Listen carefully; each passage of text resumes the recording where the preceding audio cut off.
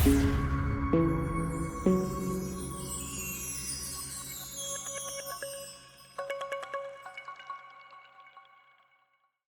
1: The Crossroads of Fate and the Ancient Map. Chapter 1: Flat Calm and a Perfect Storm. New York, midsummer.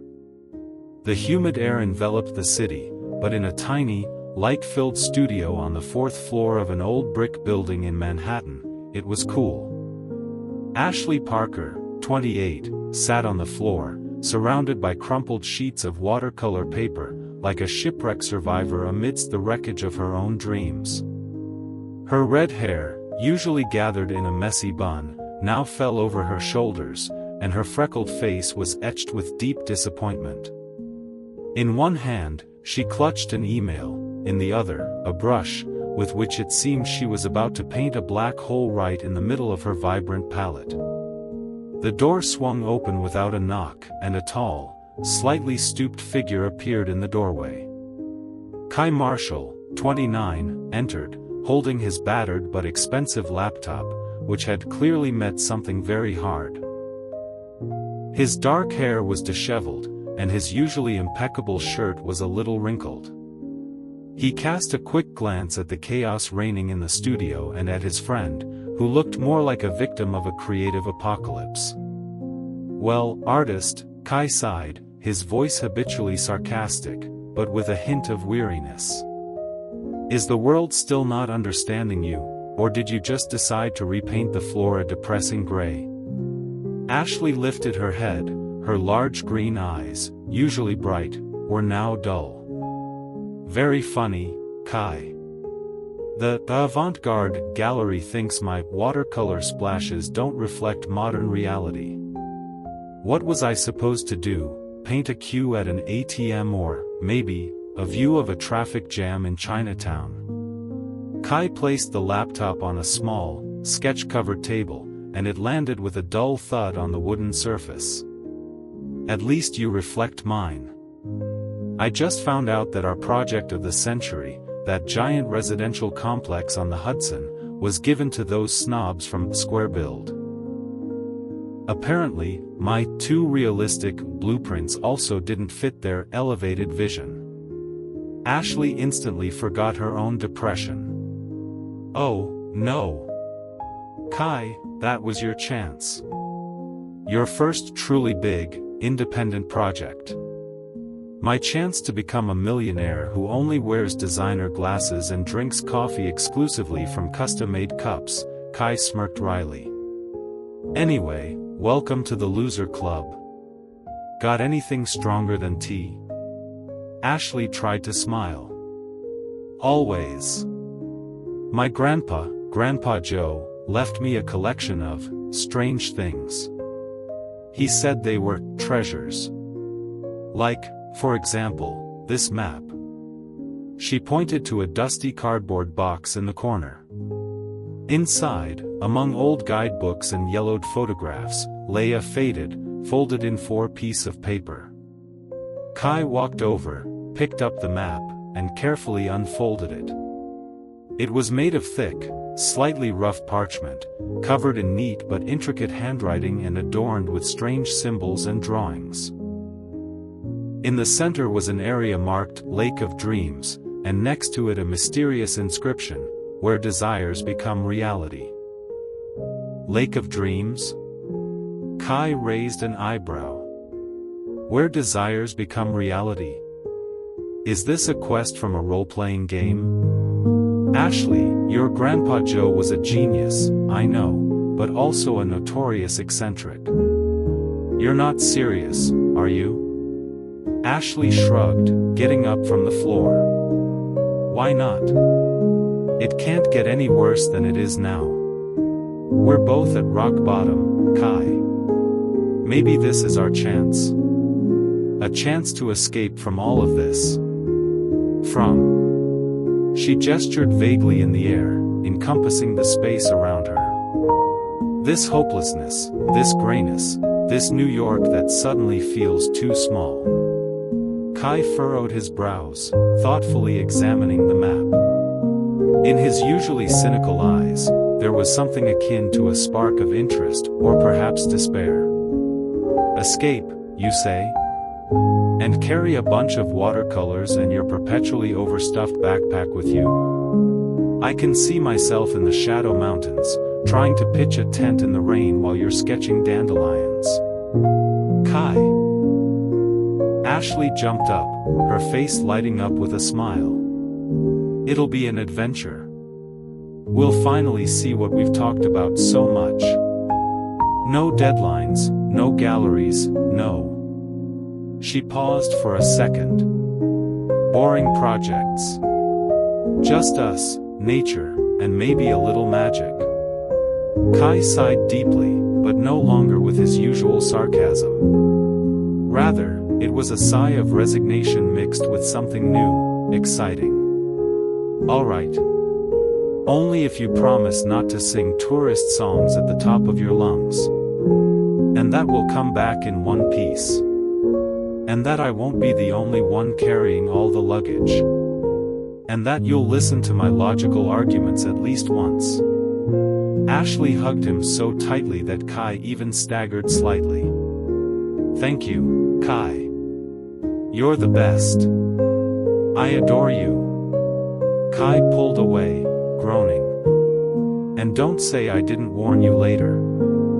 This is going to be the worst idea of your genius life. But for some reason, I think it'll be interesting. He looked at the map, then at Ashley, and a slight, almost imperceptible smile appeared on his lips.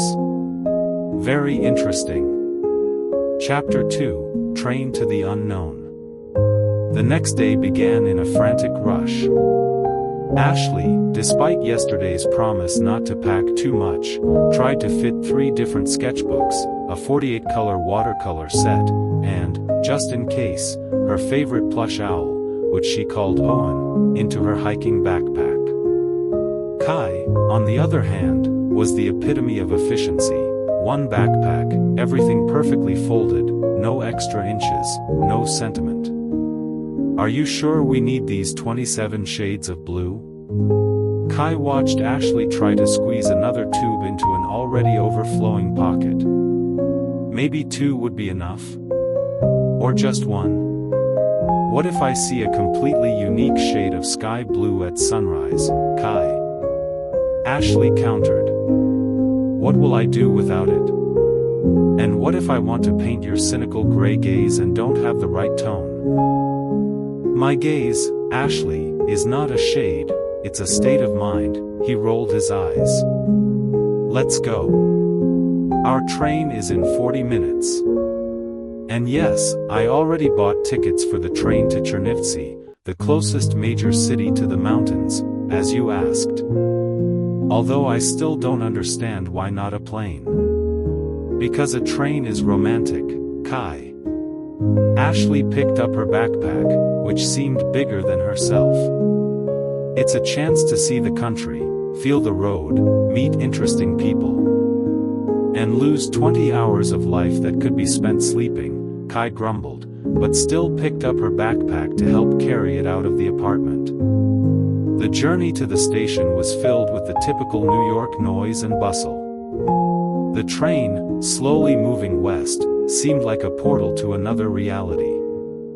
Inside the car, it was surprisingly cozy, with soft seats and large windows through which urban landscapes flashed by, gradually giving way to fields and forests. Ashley immediately glued herself to the window, took out one of her sketchbooks, and began making quick sketches. Kai, as usual, opened his architecture book. This time it was a work on building eco-friendly homes. You know, Kai, I've dreamed of this for so long, Ashley sighed, not looking away from the scenery. Of freedom, of the open road. What are you reading? How to build a bunker in case of the end of the world. Kai, without looking up from his book, replied, This is Principles of Sustainable Design. You won't believe it, but even in the wild, it's useful to know how not to fall into a pit. Unlike some people who are going to paint butterflies on a mountaintop without even bothering to check the weather forecast. My butterflies are very realistic. Ashley pouted, offended.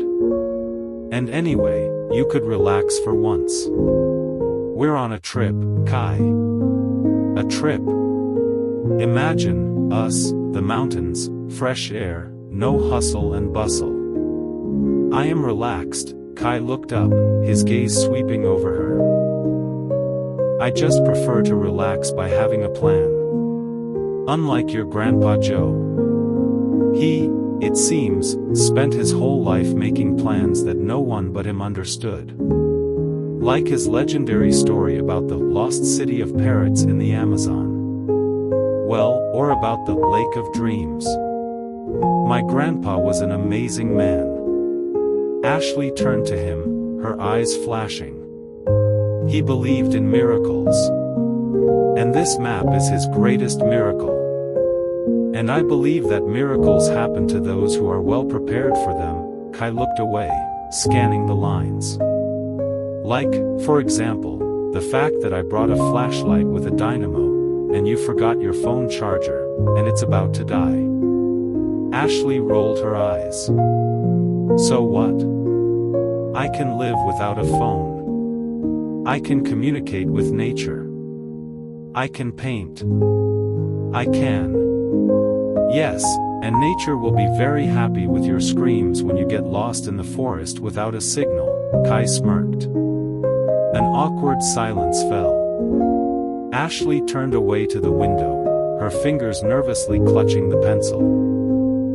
Kai, she said softly, not looking at him. Why are you always like this? Why can't you just be? Believe in something unexplainable? Not try to calculate and control everything? Kai put down his book, his usual expression replaced by thoughtfulness. He looked at the back of her head, at the red strands that had escaped her hairstyle. Like what? A realist? Sorry, Ashley, but someone has to be.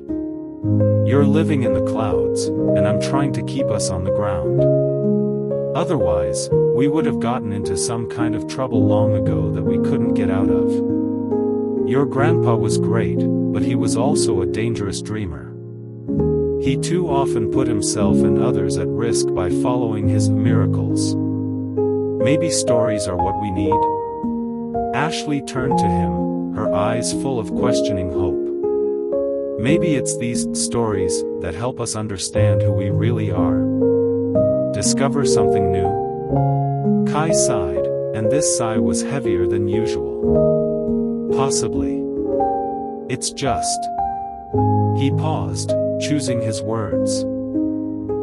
I'm just afraid you'll be disappointed again. Like with the gallery. Or, like with everything else. I don't want to see you like you were yesterday, sitting on the floor in your paints, with your whole world having collapsed. Ashley looked at him in surprise. Her lips parted slightly. You're worried about me? You're just concerned? Kai quickly looked away, staring at his book again. Don't be silly, Ashley. I just don't want you whining when you realize that the Lake of Dreams is just a puddle with tadpoles. And that we wasted time and money on this absurdity.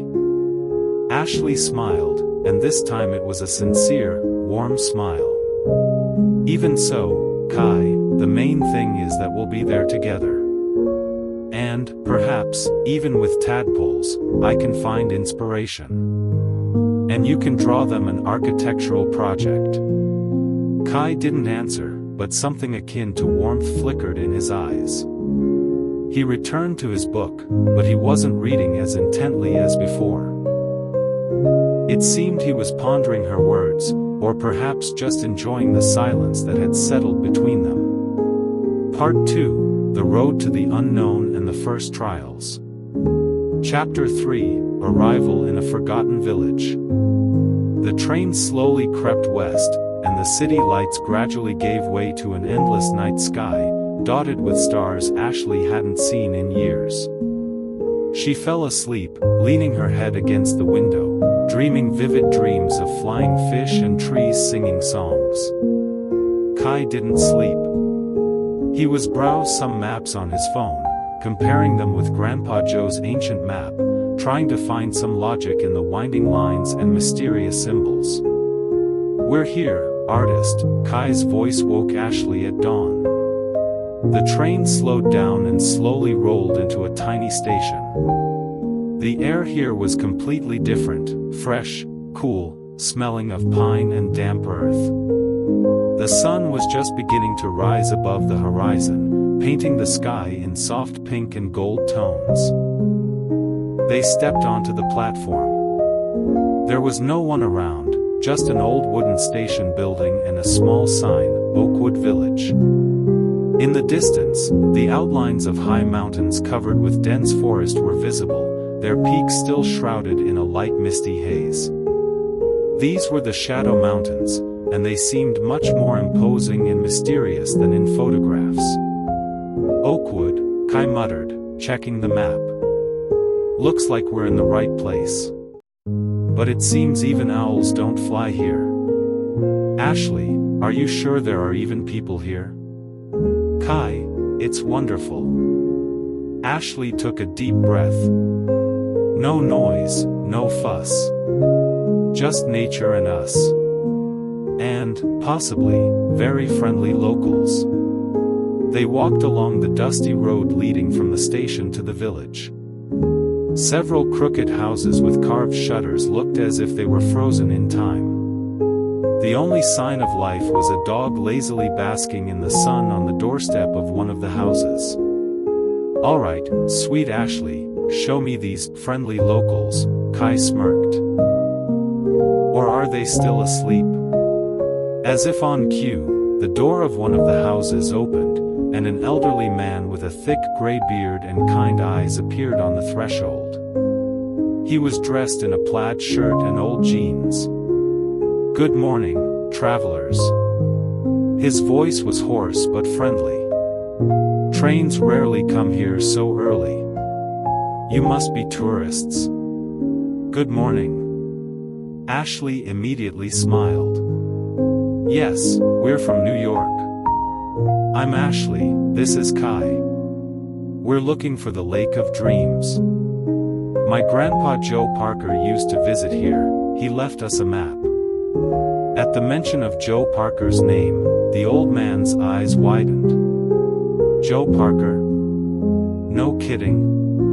Oh, he was a man. A great traveler, though a bit eccentric. I'm Bartholomew, but everyone calls me Bart. Joe was a good friend of mine." "Well, come in, why stand at the door? Come in, let's have breakfast. My wife Martha just baked apple pies." Kai looked at Ashley in surprise. She smiled triumphantly. "I told you," she whispered silently. Inside, Bart and Martha's house was cozy and smelled of fresh pastries.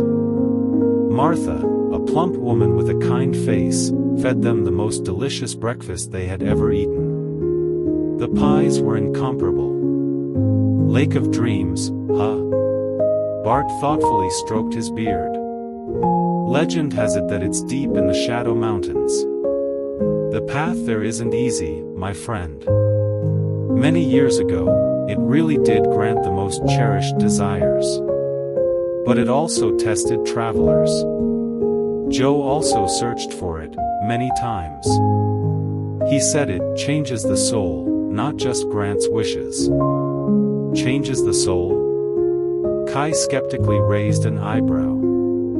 "What does that mean?" "It means you must be willing to change yourself to see what you seek," Martha, who had been listening silently until now, unexpectedly spoke up. "The lake doesn't give you what you want, it gives you what you need. And sometimes, that's not the same thing at all." Ashley looked at Kai. He looked puzzled, but clearly interested. "So, can you show us the way?" Ashley asked.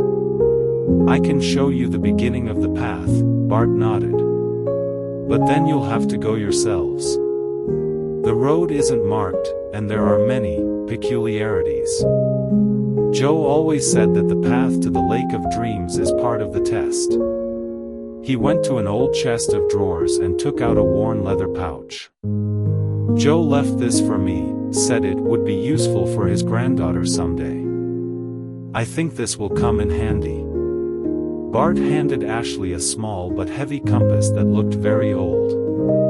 On its metal lid was engraved the same inscription as on the map, where desires become reality. This compass doesn't always point north, Bart smiled mysteriously. It points to something important. Trust it. And trust each other. That's the most important thing in the Shadow Mountains. Chapter 4: Into the Depths of the Shadow Mountains. After bidding farewell to the hospitable Bart and Martha, Ashley and Kai moved deeper into the forest. At first, the road was relatively simple, a wide path, apparently trampled by locals. But the further they went, the denser the forest became, the higher the mountains rose, and the less visible the path became. Kai, with his habit of planning, constantly checked the map and compass. "Looks like we should turn northeast here," he said, pointing to a barely visible clearing. Ashley, on the other hand, enjoyed every moment. She stopped to sketch the whimsical shape of a tree, or listen to the birdsong, or simply breathe in the clean air. "Kai, look," she exclaimed, pointing to a stream that flowed down the rocks. "What crystal clear water! And these mosses, it's just perfect for a new sketch." "Ashley, we're not on a plein air painting trip," Kai sighed irritably. "We need to keep moving. We're losing time. The sun will set soon." They continued on, and soon the path disappeared entirely. Now they had to push through dense thickets, climb over fallen trees, and wade across small streams. Ashley's backpack, which had seemed so light on the train, now felt like an anchor. "Maybe we should take a break?" Ashley suggested, breathing heavily. "My legs, they just refuse to go on." "We can't stop here," Kai shook his head. "We need to find a flat spot to set up camp. Otherwise, we risk rolling down this slope in our sleep." He was right. The ground here was uneven, strewn with rocks and tree roots. They continued walking until the sun began to set, painting the sky in fiery tones. The shadows from the trees lengthened, becoming more ominous. "There it is!" Kai exclaimed, pointing to a small clearing surrounded by tall pines. "Perfect. I'll light a fire now, and you can work on your butterflies." Ashley was too tired to be offended. She simply collapsed to the ground, feeling every muscle ache from exhaustion. While Kai deftly gathered dry branches and lit the fire, she took out her sketchbook, but instead of butterflies, her hand instinctively began to draw Kai, his focused face, strong hands, flickering in the light of the growing flames. When the fire crackled merrily, illuminating the clearing with warm light, Kai took a small packet of freeze-dried soup and a thermos of hot water from his backpack. "Your turn to cook," he said, handing her the packet. "As usual, I'm responsible for safety and logistics." Ashley smiled. "Okay. Just make sure the soup isn't too realistic, or I won't be able to eat it." They ate in silence, broken only by the crackling of the fire and the rustling of leaves. The air grew colder, and Ashley felt fatigue wash over her in waves. "Kai," she said softly when they had finished eating. "Thank you. Really. I would never have dared to do this alone." Kai looked at her across the fire. "You're welcome, Ashley. You probably wouldn't have even made it to the station without me." He tried to joke again, but his voice lacked its usual sarcasm, only a softness that made Ashley's heart skip a beat. They sat by the fire, looking at the stars, which here, far from the city lights, seemed incredibly bright and close. Ashley felt her eyes close. The last thing she heard before falling asleep was Kai's quiet, calm voice, "Sleep, Ashley. We still have a long way to go tomorrow." Part 3, Trials and Revelations. Chapter 5, Misty Paths and Unexpected Encounters. The night passed relatively calmly, except for Kai's hoarse cough, which seemed to have caught a cold from the night chill, and Ashley's restless sleep, in which she dreamt of winding paths and voices calling her name. Morning greeted them with a thick fog that obscured the peaks of the Shadow Mountains, making the landscape even more mystical and ominous. "I told you you should have brought a warmer jacket," Kai croaked, trying to wrap himself in his thin fleece sweater. "My weather forecast was more accurate than your intuition." "And how are you going to read your weather forecast without a charged phone, Mr. Logistics?" Ashley countered, who, despite the cold, felt a surge of energy. She took out the ancient compass given to her by Bart. Bart said this compass would show us what's important. Maybe it knows where to go in the fog. The compass in Ashley's hand indeed behaved strangely. Instead of pointing north, the needle slowly spun, then stopped, pointing not to the path, but deeper into the forest, where the fog was particularly thick. "Of course, what's important?" Kai skeptically shook his head. "It's probably just broken. Or Grandpa Joe used it as a joke. We'll go this way, by the map, and not follow ghostly, important directions." Ashley frowned. "But maybe we should trust it? Grandpa Joe never joked about such things." Grandpa Joe, Ashley, believed unicorns existed. "Let's not confuse dreams with reality," Kai argued. He picked up his backpack and confidently walked along the barely visible path. Ashley sighed and followed him, but from time to time she glanced at the compass, whose needle persistently pointed in the opposite direction of their movement. After a couple of hours, the fog began to clear, revealing more and more new views. However, the path they were on became steeper and more difficult. Kai constantly stumbled, and Ashley could barely keep up with him.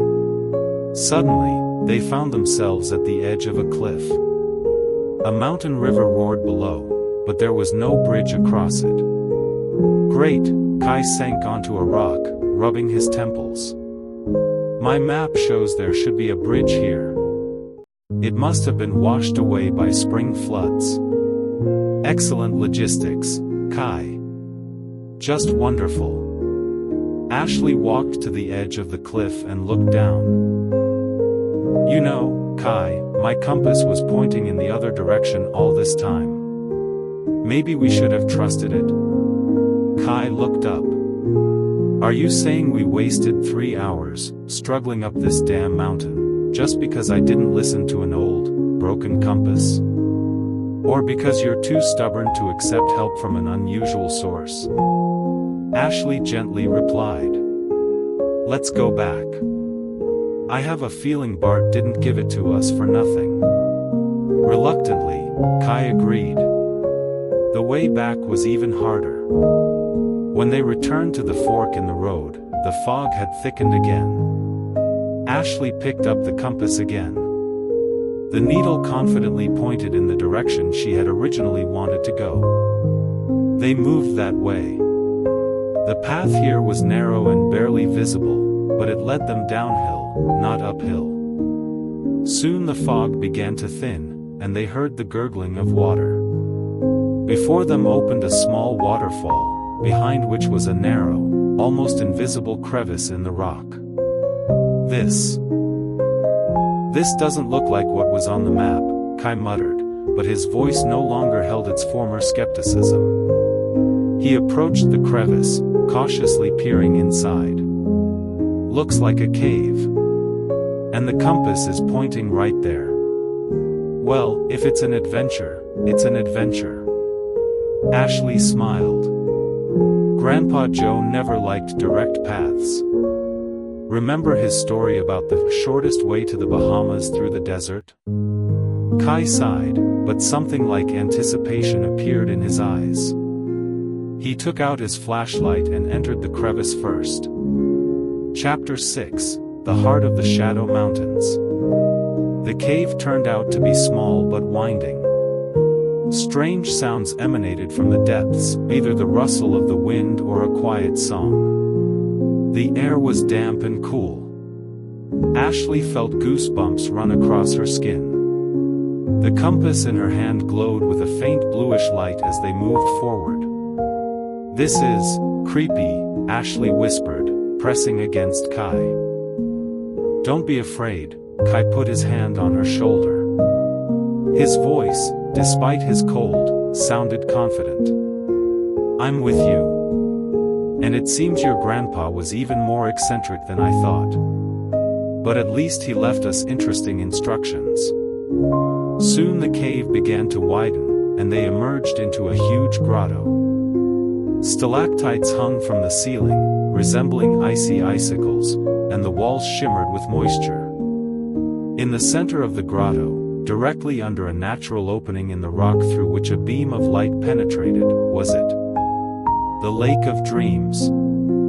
It was not what they expected. Not a vast, sprawling body of water, but a small, perfectly round pond, the water in which was so clear it seemed invisible. At its bottom, stones glowed with a soft, pulsating light. Around the lake grew strange, glowing plants, resembling lilies, but their petals were made of pure light. "Wow," was all Ashley could utter. She knelt at the water's edge, mesmerized by the sight. It's magical." Kai walked over to her, his face serious. He knelt beside her, his eyes sweeping over Ashley, then over the lake. "And no tadpoles," he murmured softly, and in his voice there was something akin to reverence. Suddenly, the water in the lake began to bubble, and a swirl of light rose from the depths, beginning to take shape.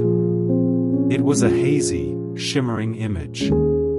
Ashley saw herself, sitting in her studio, surrounded by her paintings, but they were bright, filled with light and life, and her face glowed with happiness and confidence. She was a successful artist whose works were exhibited in the most prestigious galleries. Then the image changed. Kai saw himself standing on the roof of a skyscraper he had designed. The building was tall, elegant, made of environmentally friendly materials, perfectly integrated into the city landscape.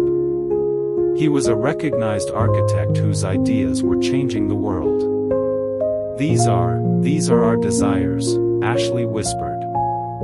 "This is what we dreamed of." But then the images began to shimmer and distort.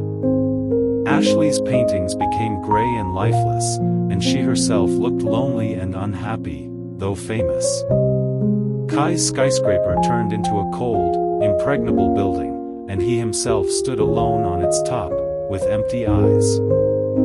"No," Kai whispered softly, his voice trembling. "That's not what I want. It's incomplete. My paintings, they lack soul." Ashley brought her hands to her face. "It's just the shell of success. I don't want that if that's how it's going to be." The images disappeared, and the lake became calm again. From its depths rose two new images. In the first, Ashley sat in her studio, but not alone. Kai stood beside her, laughing, helping her mix paints, his hand gently resting on her shoulder. Her paintings were less perfect, but they had so much life, so much warmth. In the second image, Kai stood on a construction site, but not alone. Ashley was sketching something on his blueprints, laughing, and Kai looked at her with tenderness and joy. And he wasn't on top of a cold skyscraper, but in the midst of a living, breathing city, surrounded by people. This is us." Ashley looked at Kai, and her eyes filled with tears. "This is what we truly need. We need each other." Kai, who had seemed completely lost until this moment, lifted his head and met her gaze. In his usually cynical eyes, something deep and incredibly tender was now reflected. He reached out and gently touched her cheek. "Ashley," his voice was hoarse, but so sincere. I understand. All these years I tried to be realistic, practical, and you've always been my compass. You showed me what's important. You were my light in the fog. And you, Kai, were my support." Ashley placed her hand on his. "You always brought me back to earth when I floated too high. You believed in me even when I didn't believe in myself. And I love you, Kai Marshall. I love you much more than butterflies and all shades of blue." Kai smiled, and it wasn't his usual sarcastic smirk, but a sincere, radiant smile. "I love you too, Ashley Parker. And it seems your Grandpa Joe was right. The Lake of Dreams really does change the soul. And, I don't mind these changes." He leaned in, and their lips met in a tender, yet deep kiss. It was a kiss that smelled of pine, fog, and hope. A kiss that completed their journey to the Lake of Dreams but opened a new, far more exciting chapter in their lives. Chapter 7, The Way Home and a New Beginning. The journey back was completely different. Kai, despite his cold, was full of energy. He no longer argued about the compass, and even joked when Ashley stopped again to sketch an unusual mushroom or flower. They walked hand in hand, discussing future plans. I was thinking," Kai said as they descended from the mountains, "maybe I could design a studio for you. With panoramic windows so you could see all of New York, and a large space for your realistic butterflies. And I could paint a mural on one of the walls of your new skyscraper." Ashley laughed. "Something very bright and completely unmodern to annoy square-billed. Or something that reflects modern reality with your watercolor splashes," Kai winked. "I think they'll be thrilled. Or shocked. But it will be unforgettable." When they finally reached Oakwood Village, Bart and Martha greeted them with smiles. "Well, travelers? Did you find your Lake of Dreams?" Bart asked. Ashley and Kai exchanged glances, and happy smiles bloomed on their faces. "Yes, Bart," Ashley said, squeezing Kai's hand. "We found it. And it turned out to be nothing like we expected. It was much better. The train ride back no longer seemed so long. They made plans, dreamed, laughed. Kai read not about bunkers, but about eco-friendly materials for residential buildings, and Ashley drew not only landscapes, but also sketches of their future home, where every room would definitely have a place for light and for art. Upon returning to New York, they didn't immediately rush to find work. They took a short break to process what had happened. Ashley began working on a new series of watercolors, inspired by the Shadow Mountains and the light of the Lake of Dreams. Her works were deeper, more emotional, and they felt that very soul that she feared she lacked. Kai, in turn, decided not to give up after the project failed. He began working on his own revolutionary project, creating affordable, eco-friendly, and beautiful homes using innovative materials. He no longer chased status, but sought to do something meaningful. After a few months, their lives began to settle. Ashley received an invitation to an exhibition at a small, but very respected gallery that valued sincerity in art, not trendy currents. Her paintings became a sensation. People felt an extraordinary energy and light in them. Kai found investors for his project, and soon work began on the first homes that combined functionality and beauty. But the most important thing was not this. The most important thing was that now they were together. Not just friends, but life partners who understood and supported each other, who knew that the most important thing was not to achieve what you desired, but to be with the one you love on the way to that desire. One evening, as they sat in Ashley's studio, wrapped in one blanket and drinking hot chocolate, Ashley looked at Kai. "You know, Kai," she said. "We never found what we were initially looking for at the Lake of Dreams." Kai smiled and hugged her tighter. "But we found what we needed. And, it seems, that's much better." He kissed her on the top of her head. Their journey to the Lake of Dreams had ended, but their own story, full of love, adventure, and, of course, light humor, was just beginning. And they knew that as long as they were together, every new adventure would lead them to something amazing, even if it was just a puddle with tadpoles, illuminated by love.